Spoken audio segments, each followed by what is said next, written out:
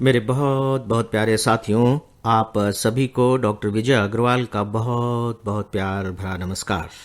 Friends, 3 दिनों के बाद आप सबसे फिर मुलाकात हो रही है और इस बीच जो जन्माष्टमी का उत्सव था, मुझे पूरा विश्वास है कि इसे आप सबने भरपूर तरीके से मनाया होगा। जी हाँ, भरपूर तरीके से। तो क्या यह भी कोई तरीका होता है? भरपूर तरीके का क्या मतलब है? देखिए, अगर हम जन्माष्टमी की ही बात करें तो कुछ लोग इस दिन व्रत रखते हैं, कुछ लोग कृष्ण की उपासना करते हैं, कुछ लोग बकायदे कृष्ण भगवान के जन्म उत्सव को मनाने के लिए रात्रि के 12 बजे का इंतजार कर रहे होते हैं, कुछ लोग कृष्ण लीला में मग्न रहते हैं। अलग अलग तरीके से सब इसे मनाते हैं। लेकिन जो मैं भरपूर शब्द का प्रयोग कर रहा हूं वह एक अलग अर्थ में। वह अर्थ क्या है?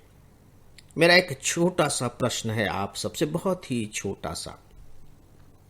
कृष्ण जन्माष्टमी सोमवार को थी और डेफिनेटली अगर आप रविवार के अखबारों को उठा करके देखें, क्योंकि रविवार को अखबार कुछ विशेष अलग तरीके से निकाले जाते हैं, तो सभी अखबारों में बकायदे कृष्ण पर बड़े बड़े लेख आपको पढ़ने को मिले होंगे। यहाँ तक कि मीडिया के जो दूसरे माध्यम हैं, चैनल्स पर भी आपको कृष्ण से संबंधित घटनाओं पर प्रोग्राम देखने को मिले होंगे। रेडियो में इसी तरह के गीत सुनने को मिले होंगे। गांव में चले जाइए तो लोक गीत गूंज रहे होंगे कृष्ण और राधा के प्रसंगों को लेकर के। और फिर वृंदावन और मथुरा का तो कहना ही क्या है। मंदिरों में बकायदे कृष्ण की पूजा हो रही है, आराधना हो रही है, भोग लगाए जा रहे हैं। जिन जिन की भी जो जो अपनी परंपराएं हैं, सब उसका पालन कर रहे हैं। यानी कि आप कह सकते हैं कि कल का दिन एक ऐसा दिन था जबकि पूरा देश कृष्णमय था और उसमें हम सब भी शामिल थे।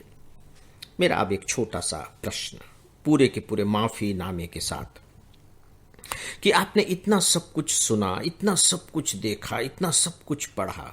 देखिए, जो कुछ भी हम सब ने किया है वो हमारे अवचेतन मन में चला गया है, सब कॉन्शियस माइंड में चला गया है, जाता ही है, उसे तो हम रोक ही नहीं सकते और जरूरत भी क्या है। लेकिन मेरा प्रश्न ये है कि जब आप कृष्ण के बारे में कुछ पढ़ रहे होंगे तो डेफिनेटली कोई न कोई बात आपको अच्छी लगी होगी, चाहे उसकी भाषा अच्छी लगी हो, चाहे उसमें व्यक्त विचार अच्छे लगे हों, चाहे कोई घटना कहानी ही अच्छी लग गई हो, कुछ न कुछ जरूर अच्छा लगा होगा। क्योंकि ऐसा हो ही नहीं सकता कि हम कृष्ण में शामिल हों और कृष्ण का कुछ अच्छा न लगे। कृष्ण की विराटता इतनी ज्यादा है कि आप इसमें कुछ भी ढूंढ सकते हैं। जिसका पूरा का पूरा कैरियर का ग्राफ आप सोचिए कि चरवाहे से लेकर के द्वारकाधीश तक का रहा हो, जो सभी कलाओं में पारंगत हो, तो उसमें तो हम जो भी चाहे ढूंढ सकते हैं। इसीलिए मैंने कहा कि हम सभी कृष्णमय थे और डेफिनेटली जब आपने कृष्ण के बारे में पढ़ा होगा, उनके बारे में कुछ सुना होगा, तो कोई ना कोई बात आपको जरूर अपील की होगी। अब मेरा जो प्रश्न है वह यह है कि जिसने आपको अपील किया, जो बातें आपको अच्छी लगी या जो बात आपको अच्छी लगी, क्या आपने उसे कहीं नोट किया, कहीं लिखा? चलिए, लिखने का जमाना तो धीरे धीरे अब अतीत की बात होता जा रहा है। क्या आपने उसे अपने दिमाग में रख करके दोहराया? दोहराने की बात मैं इसलिए कह रहा हूं कि जब हम किसी बात को बार बार दोहरा लेते हैं तो वो हमारे दिमाग में अंडरलाइन होती चली जाती है और उसकी जिंदा रहने की अवधि थोड़ी सी बढ़ जाती है। नहीं तो पता लगा कि एक कान से सुना, दूसरे कान से निकाल दिया, पढ़ा, गायब हो गया। लेकिन जब हम उसे दोहरा लेते हैं तो थोड़े समय के लिए ही सही, लेकिन हमारी अपनी हो जाती है।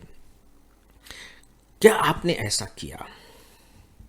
मैं जानता हूं कि ज्यादातर लोगों का जवाब होगा कि नहीं, ऐसा नहीं किया, इसकी जरूरत ही क्या है, आज तक हमने ऐसा नहीं किया तो अब क्यों करेंगे। बिल्कुल आप सही कह रहे हैं। सच पूछे तो मैं स्वयं भी आपकी ही श्रेणी में हूं, लेकिन मैं थोड़ा सा कभी कभी कुछ अलग कर लेता हूं। हाँ, मुझे जो बात बहुत अच्छी लगती है, अपील करती है, उसे मैं कहीं नोट कर लेता हूं। मेरे पास डायरियां हैं, कुछ डायरियां मेरे पास भर गई हैं इसी तरह की बातों से, तो उसमें मैं नोट कर लेता हूं और फिर जब वक्त मिलता है तो फिर उन्हें दोहराता हूं।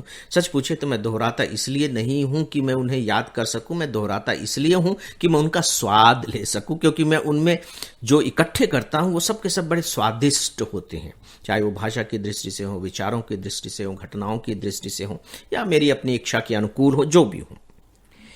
दोस्तों, ये जो मैं बात कह रहा हूं उसका सिर्फ एक पर्पज है, सिर्फ एक पर्पज है, और कृष्ण के माध्यम से मैं ये बात आप सबके सामने रख रहा हूं। वो यह कि कृष्ण के बारे में, जैसा कि मैंने कहा, यह एक विराट व्यक्तित्व है। अगर आप व्यक्तित्व कहेंगे ज्यादा अच्छा होगा कि हम चेतना की बात करें। ये बहुत विराट चेतना है, और कृष्ण एक ऐसी क्रांतिकारी आंधी रही है जिसने अभी तक की चेतना में एक प्रकार से आप यूं कह लीजिए कि क्रांति पैदा कर दी, बदलाव पैदा किया। उसने कहा कि नहीं, ये सब कुछ पुराना पड़ गया है, अब नए की जरूरत है। यानी कि कृष्ण इस बात को पुकार पुकार के कहते हैं कि नहीं, हमें लगातार अपनी चेतना का विस्तार करते रहना चाहिए। इसे आप चाहे तो बदलाव करते रहना चाहिए, कर सकते हैं।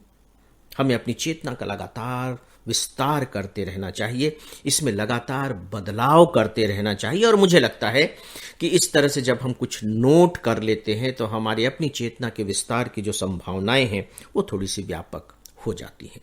दोस्तों, मेरे इस सलाह पर थोड़ा सा विचार करें, और अगर आपको ठीक लगे तो आगे आप इसे अपना सकते हैं, और डेफिनेटली आप देखेंगे कि अपनी चेतना में आप कितना जबरदस्त किस्म का सकारात्मक परिवर्तन महसूस कर रहे हैं। और जिस दिन महसूस करें तो मुझे एक छोटा सा ईमेल लिख दीजिएगा, तो इसी के जरिए मैं अपने आप को थोड़ी देर के लिए खुश कर लूँगा।